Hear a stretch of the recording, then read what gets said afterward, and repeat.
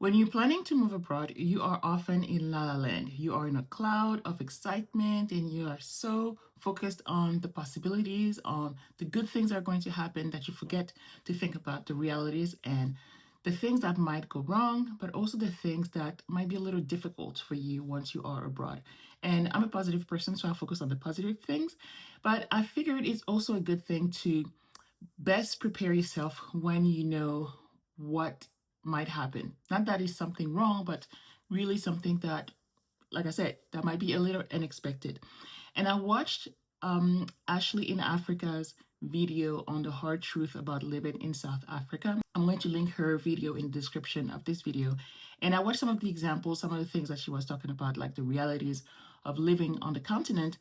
And I figured because I am an African who has never lived in Sub-Saharan Africa, I lived in North Africa. And my husband has lived in Sub-Saharan Africa, in Cameroon. So I figured, you know what? I would like to ask him some questions about what does he think are the hard truth that will be for us and me specifically. And I asked him the questions. I asked him if he could give me three things that he thinks that might be difficult for me, that maybe I'm not aware of. And I think it's important to look at it from an objective perspective, because it's not like I can anticipate certain things. I wanted an outsider to tell me, because he knows me best, right? And to tell me how he thinks I'm going to handle certain things, because he knows me, he knows my pet peeves, and I have a long list of those. And so I figured it would be a great thing to do. What he said, I'm not ready. But then I pressed him a little bit and asked him, okay, give me three things, concrete things, like be specific. What are the things that you think are going to be hard for me, knowing me? So I have a list right here. The first thing he said that is that I'm not ready for the struggle. And I see what he's saying. I see what he's saying, because even though I visited Cote d'Ivoire and I know what he means by the struggle, when you visit, it's like you're in it, but then you know you're going to be out. So the inconveniences are just like for a week. And then that's it. You don't really think about it. You don't stress about it. You're like, oh yeah, it's just okay. But when you live in it, then it gets a little more frustrating and more complicated. So I said, okay, what exactly specifically, what is that I'm not ready for? What kind of struggle? He said, it's everything. Everything. I'm like, okay, tell me more. He's like, his words, life is just harder. Life is just harder. And I see what he's saying, because it's true in certain instances. And it's not so much saying that that there's poverty everywhere. No, it's not in that sense. It's just that things don't always work the way you expect them to work.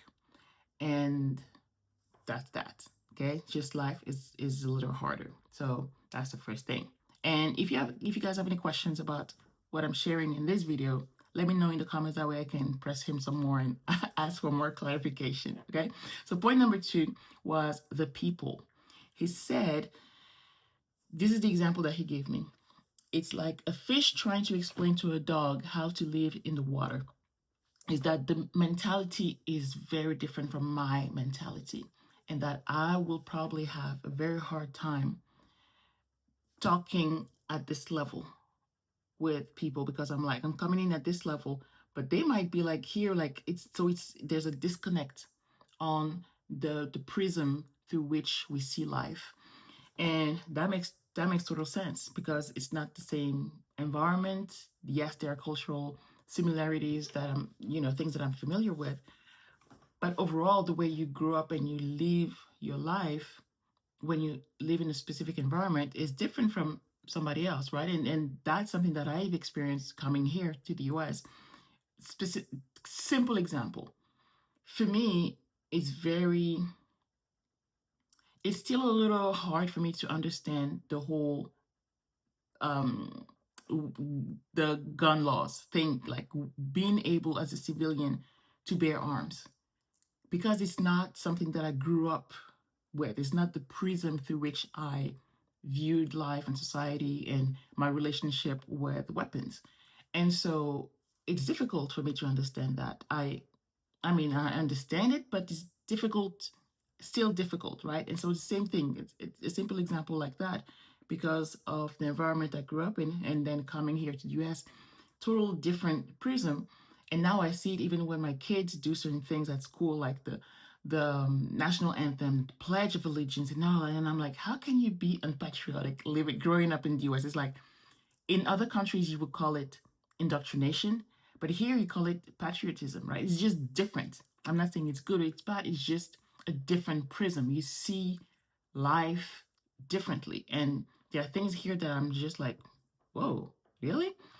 And so I understand that. I understand that there's going to be very different, and there's going to be some clashes, but that you have to be very, very patient, because, like you said, it's like a fish trying to explain to a dog how to live in the water. It's like the dog doesn't live in the water. So what are you trying to say here? Right? So there's going to be a lot of different mentalities, different things that are just, that's just not the way we do things here.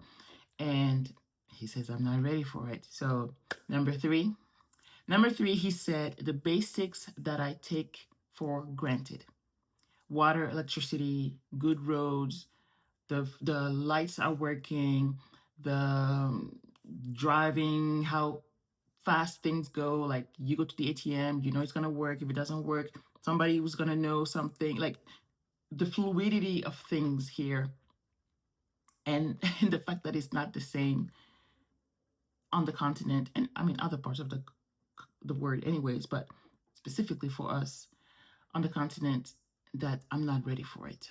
So and even though like in Cote d'Ivoire, based on our experience, there was no, it's not like in other countries like the Congo, for example, where there's a lot of power outages and water cuts and things like that. That all both times that I've been to Cote d'Ivoire and that he's been, we never experienced those things like a water cut and electricity power outages, right? So, but still, you can still, like, I mean, you can go to a store and then it happens. So just because it doesn't happen in your house doesn't mean that you're not going to experience it in other places. So my follow-up question for him was, so what do you think? So what did I ask? Wait, hold on. So do you okay? I said, so do you think I will like it? And his answer is, I don't know, because he doesn't know how I'm going to deal with it, because it's me, right? He knows that it's going to be difficult, because he said, because you have so many pet peeves, and some of them you can work around, but some will probably be more difficult than others. So it got me thinking, you know what? I like having this conversation because, like I said, I tend to focus on the positive things of things, positive side of things. And it's very important for all of us planning to move to look at the reality of things and how we're going to deal with it, how we adapt to the new environment, the norms, right? And the things that will be like, oh, second nature, and the things that will still be problematic for us. Just like some things in the US are still problematic for me, and some things I'm like, I didn't even realize that I've embraced those things, or that I go with the flow with certain things, right? And so there are things that at the end of the day, the goal is to be able for you to adapt, and for you doesn't mean that you're going to agree with everything. Again, this is not your culture. This is somebody else's country. And even if it's your country, right? You've left for a few years and then you're going back, and the country has changed, or the country, or you have changed and the country stayed the same. And you have to be able to adapt to the environment, even if you don't agree with everything, or even if you don't go with everything. But you live here, this is how it's going. Nothing is going to change because of you. Nobody's going to change because of you, to make you happy, to make you comfortable, to make you all of that, right? So you are the one who's going to have to do the work and to let go of your pet peeves or this and that. Okay, so I need to do the work. I know I need to do the work. So my last question to him was, what advice do you have for me? And he said, be more flexible. Be more flexible, because things won't be how you like. And as much I was like in between scared and disappointed, I really appreciated that, because it's something that I needed to hear, and that I don't think I've ever asked him. I mean, I knew, like, even in our previous video, that the conversation that we've had, and I'm going to link those videos up here. I knew, but I was like, brushing it off because the good was, overpowering over those little things. I was like, that'll be fine. It's okay. But today I was really thinking about it, and I'm going to do some more, you know, introspection, I guess, and more thinking and just knowing and being aware, because there's no work you can do. How you prepare for things that you don't know, like you're not in their environment yet. So how do you prepare for it? You just know that just know that it's going to happen. And how do you deal with conflict? How do you deal with change? How do you deal with differences? How do you deal with the fact that even my friends have changed, right?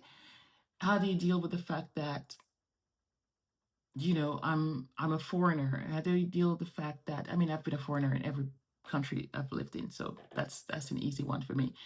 But how do you deal with change and the fact that this is a voluntary move and not like nobody's forcing us to go? And that I've said that previously too. Life in the US is pretty comfortable. Life in the US is pretty good. If you just look overall, it's pretty good in terms of comfort, how things are going, infrastructure. Life is easy. I would say it's easy. And voluntarily going to places where systems are not always easy, where bureaucracy is slow and frustrating, and people don't want to work between 12 and 2, and people don't rush because you are there at the office, or people don't respect lines, or whatever the situation is. How do you deal with that? Right? You don't want to let it get to you. Like you're gonna have to choose your battles. Choose your battles. At the end of the day, just know that it's gonna happen because you're going to a new environment. Whether it's going down to Mexico, going up to Canada, or Papua New Guinea, wherever you're going, that is not where you are right now, that you've lived for the last 5, 10 years. It's going to be different. There's going to be some adjustment that is needed. Some things are still going to be frustrated for you for many years, and some things you might forget about it, and you'll be like, oh, you know what? Oh, I don't even think about that anymore.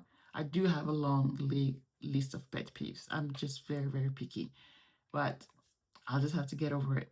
Okay. So let me know your thoughts, questions that you may have for us, and that way I'll come back and answer those questions for you. Okay. I'll talk to you soon. Bye.